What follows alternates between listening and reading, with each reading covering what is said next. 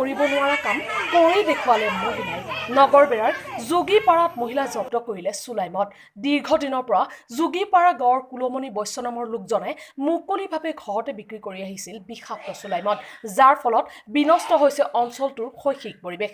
স্থানীয় ৰাইজে বাৰম্বাৰ লোকজনক সকীয়াই দিছিল যদিও বন্ধ হোৱা নাছিল চুলাই মদৰ বিক্ৰী। সেয়েহে এই ঘটনাত জাঙুৰ খাই উঠিল স্থানীয় মহিলা সমাজ। প্ৰতিজ্ঞাবদ্ধ মহিলা সমাজে লাগি গ'ল হাতে কামে। দলে বলে চুলাই ব্যৱসায়ীৰ ঘৰ কৰিলে ঘেৰাও। তাৰ পিছত এই দৃশ্য, ঘৰৰ ভিতৰৰ পৰা উদ্ধাৰ কৰিলে বৃহৎ পৰিমাণৰ চুলাই। আধা চুলাই আনিবই নোৱাৰিলে। মহিলা সমাজৰ উগ্ৰ ৰূপ দেখি পলায়ন কৰে চুলাই ব্যৱসায়ী কুলমণিয়ে। ইয়াৰ পিছত খবৰ দিয়া হ'ল মন্দিৰা আৰক্ষীক। ঘটনাস্থলীত আৰক্ষী উপস্থিত হৈ চুলাইখিনি উদ্ধাৰ কৰাৰ লগতে পৰিয়ালক চুলাই ব্যৱসায়ী বন্ধৰ বাবে দিলে সকিয়নি।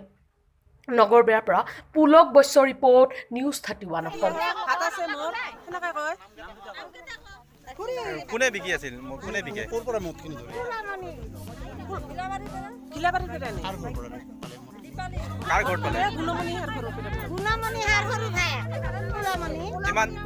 কিমান দিন ধৰি বিক্ৰী কৰি আছে? বহুত দিন ধৰি আমি হেৰি কৰিব পৰা নাই। ৰাতি ঘৰত বিৰাট হুলস্থুল কৰে আৰু পঢ়া শুনা চলি গ'লে আৰু বিৰাট অসুবিধা হৈ পৰে।